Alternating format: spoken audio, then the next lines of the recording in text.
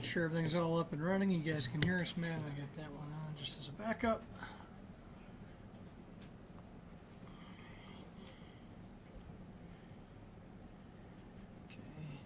Okay. Good.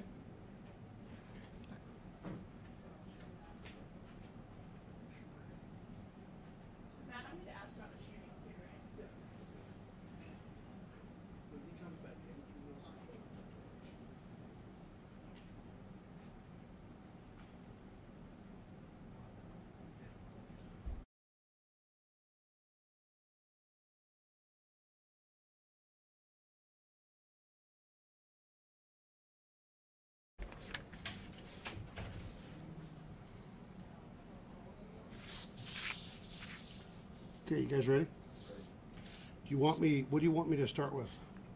So like 5-year-old probably. Yeah, well, we can start with that. So as many of you know, yesterday we actually put out some information to the public asking for assistance, looking for a beautiful little 5-year-old girl here in Aurora that had been brought to our attention by her maternal grandmother, who called out of state from Georgia, expressing concern that her granddaughter might have been put up for adoption, and she was concerned about her welfare and her well-being. The initial contact from the grandma came in late Sunday.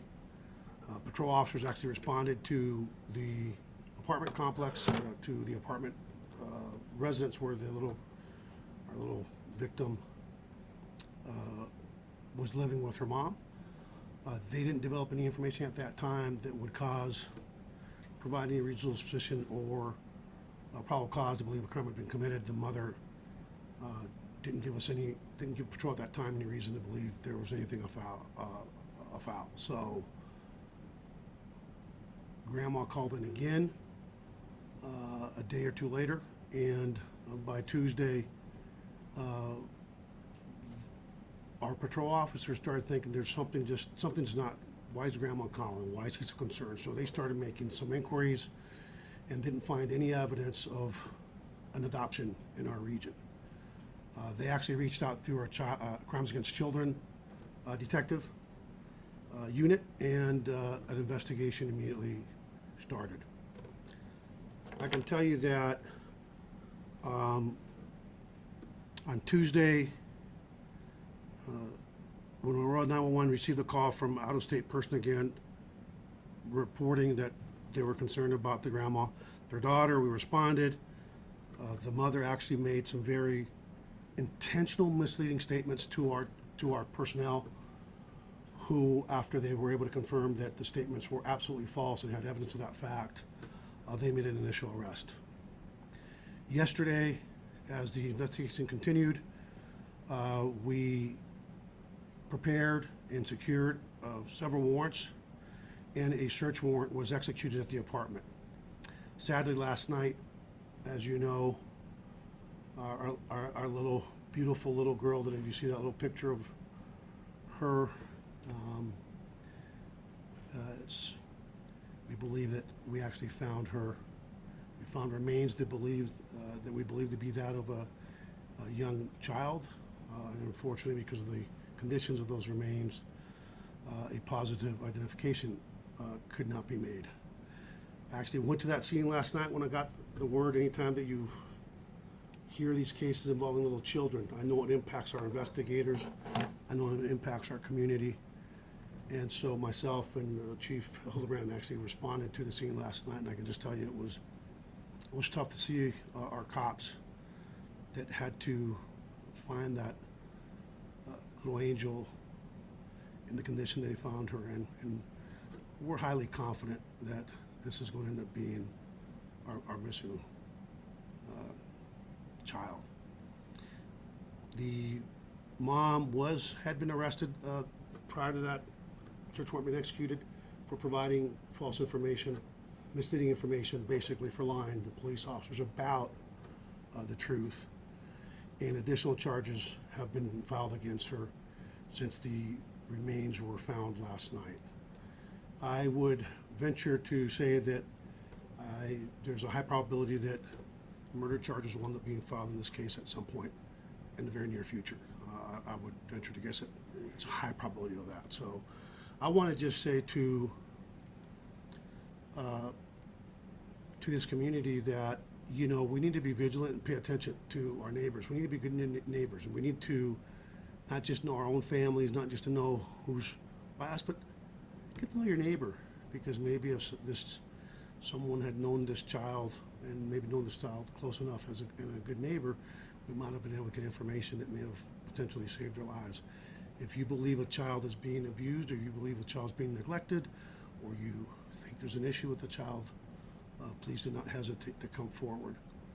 I was able to talk to the maternal grandmother this morning and express my condolences, along with our CAC detectives and our victim services, and our hearts go out to the family. Think about this grandma. She's probably going to not just lose a grandchild, but now she loses a daughter as well. But the grandma did the right thing, and for that I'm grateful. Like I told her this morning, thanks to her and her courage and her love, that little child will end up being able to get a proper burial sooner rather than later, instead of being stuffed in some closet. So with that, I will open it up to questions, but I do want to just say to our investigators, I want to just say that I'm proud of their dogged pursuit of this child, and dogged pursuit of the truth. And as a result of their efforts and a loving grandmother, we'll be able to bring justice to that baby. So with that, I'll open up to any questions, but remember the investigation is ongoing. It's early on in the investigation, but again, we're very confident that this is going to be our victim. Where was the victim found? At the mother's apartment. Did you say in a closet? Yeah. Covered with anything? Or Well, you know what? I'm not sure how much we've talked to the suspect since then, so I'd rather not put too many details out, because when it comes to the actual details, the only ones who should know that right now are really the police officers, the crime scene techs, and the coroners, and the folks that are involved in the recovery, and the suspect that put that child into that condition. So I'm not going to talk about the specifics. did it appear that the child had been in that closet for a while, had been dead for a while? Yes. A long while? Was she close? Yes. And it's never fun to find bodies in that condition, but especially when it's a little child. So, and again, we're not going to talk any more details about that Who piece. reported the child missing initially? The grandma, the maternal grandma, who was, I believe, out of Georgia. Do And we know if there was any, I guess, record of abuse of this child beforehand? that's part of the ongoing investigation, but I'm not aware of any reports at this time. And no calls to that apartment as far as you know? Not that I'm aware of, no. But again, it's important, you know, that we got to know, you know, you've got to be nosy neighbors, you got to be good neighbors, and I think that we need to keep an eye out for each other. And I'm just grateful that our officers, our investigators, found this baby, and this baby is going to be properly placed to put to rest. Did Nelson have full custody, or was there anybody else involved in this child's life? The only one's mom. Dad lives out of state, and we've also talked to the father's and the father's family as well. So, but maternal family and paternal families have all been contacted by our department. So was it the grandmother who said that her daughter might have put the child up for adoption? The press release says it was the daughter who said she used that as an alibi. Well, the grandmother was worried about it. The daughter claimed that, and that's part of the intentional false statements, trying to hamper, I would say trying to interfere, trying to put our police officers in the wrong direction. So those are some of the initial charges, and I can look at the specific charge and let you know what that was. Anything else? Again, just... 13-year-old child. Yeah. Yeah. We shift gears. So you know, we had a 13-year-old that was struck by a round at a residence. I can say that this does not appear to be just a Excuse me 1 second. Bless you. Sorry. Okay. Yes, you know. I can say does not appear to be a random act. There had been we've developed the information. There had been another drive-by shooting at that residence earlier in the last week or two, and it was not reported by the father in that house. I can tell you that thankfully that 13-year-old is going to be okay. She'll be fine, but it appears that there potentially could be a nexus here.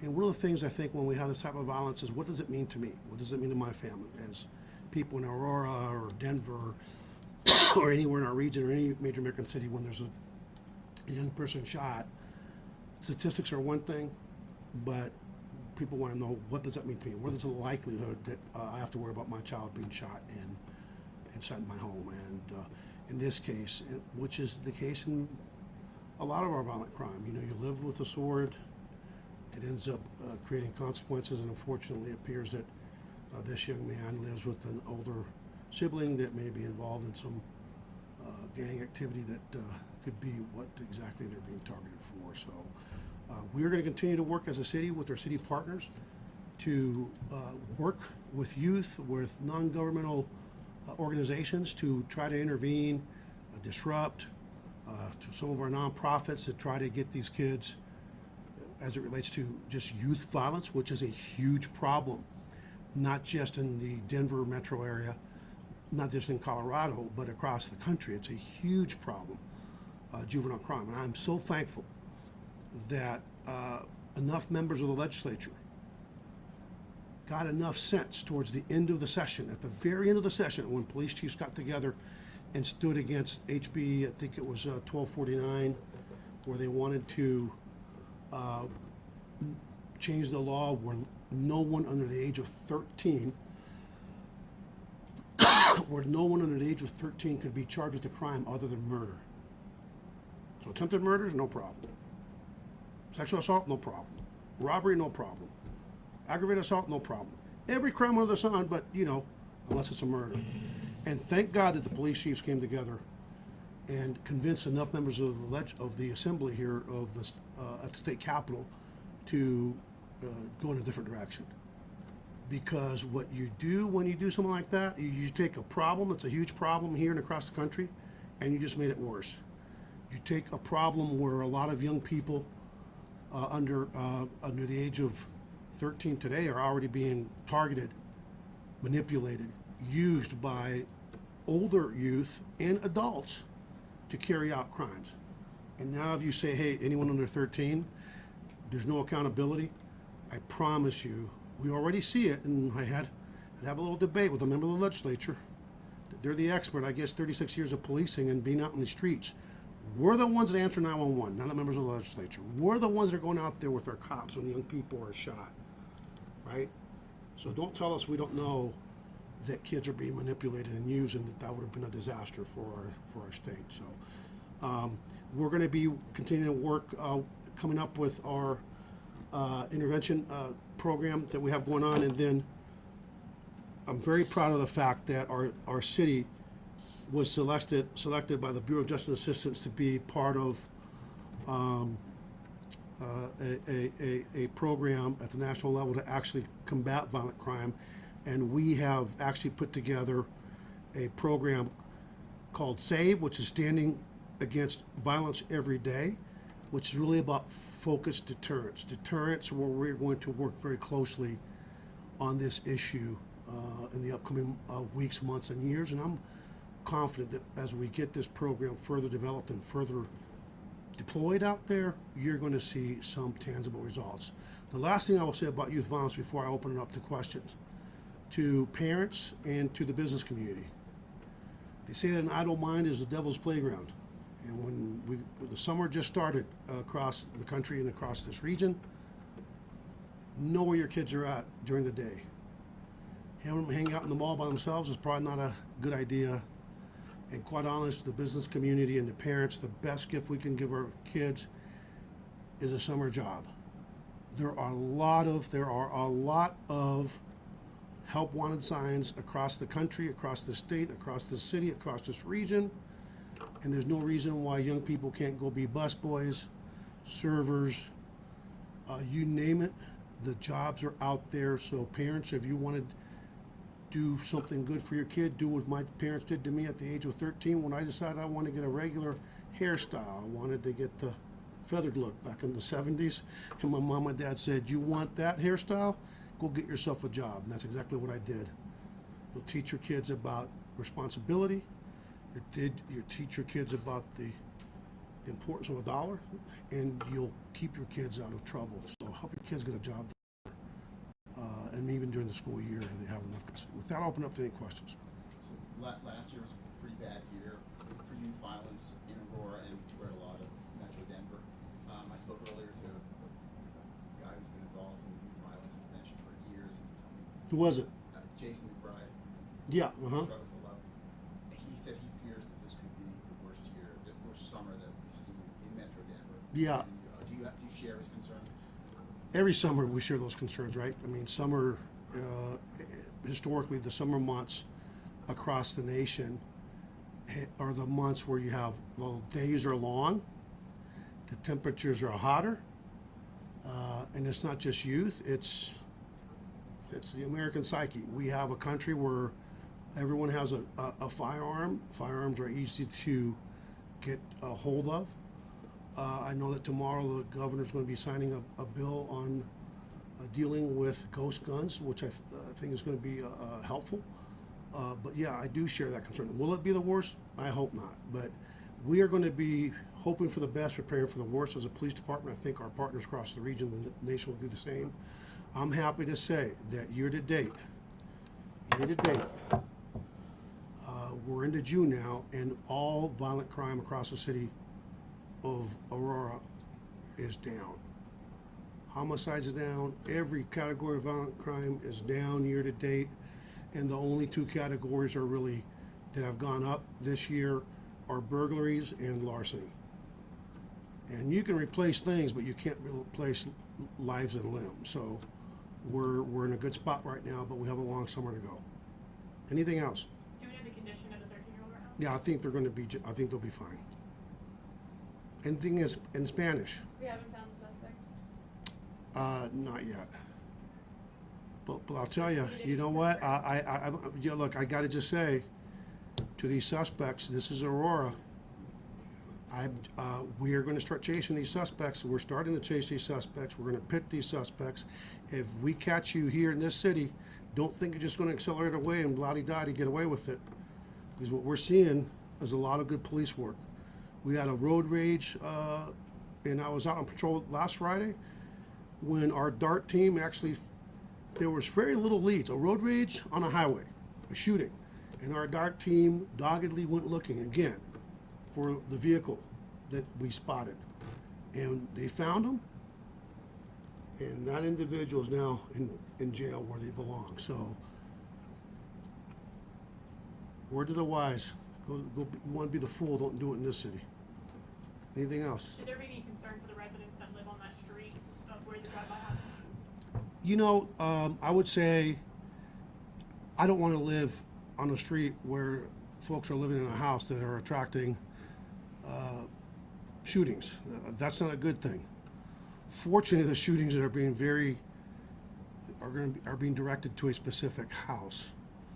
But yeah, I would want to be with neighbors that are attracting that, and I think we've all at some point in our lives lived in a house or an apartment or somewhere where we had a neighbor that we really didn't want around, and I would say that's probably not the best neighbor to have around if they have people living there that are attracting this kind of deadly conduct.